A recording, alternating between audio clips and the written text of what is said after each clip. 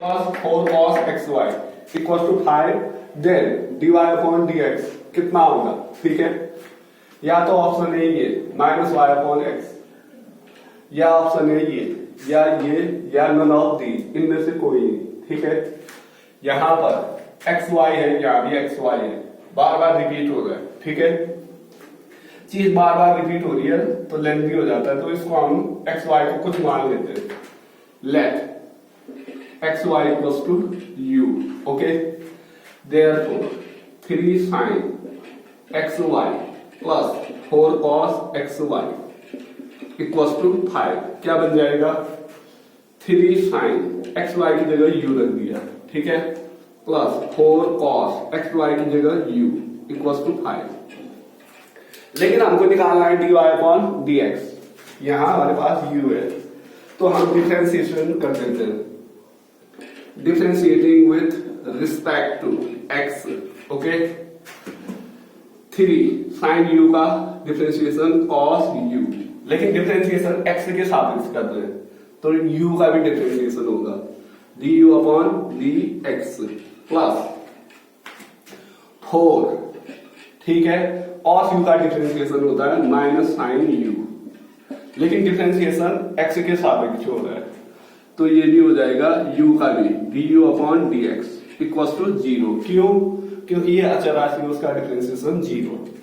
अब ये बन जाएगी 3 cos u into du upon dx plus into minus minus 4 sin u into du upon dx equals to 0। What is common?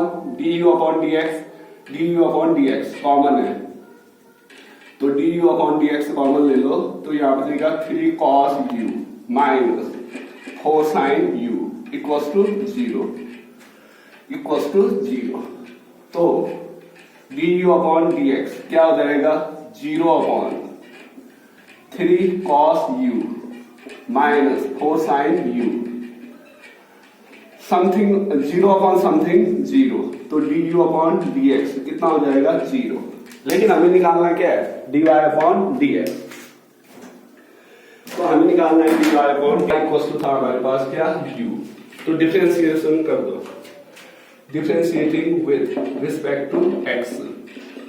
Okay, दो फलनों का गुणा है, ठीक है, पहला फलन दूसरा फलन, पहला फलन दूसरे का अवकलन प्लस दूसरा फलन पहले का प्लस 1 इक्वल्स टू, इसका डिफरेंशिएशन होगा du अपॉन dx। तो ये हो जाएगा x dy upon dx plus y बन जा y equals to du upon dx।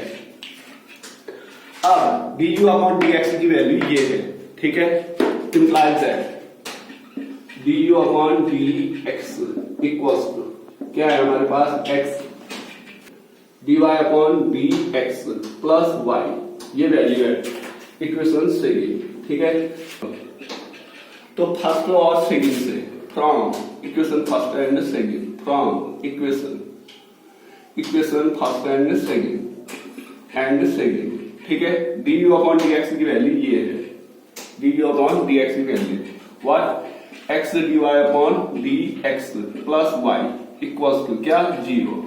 ठीक है, तो यहां से x plus y equals to 0, तो ये हो जाएगा x dy upon dx equals to minus y, implies that dy upon dx equals to minus y upon x।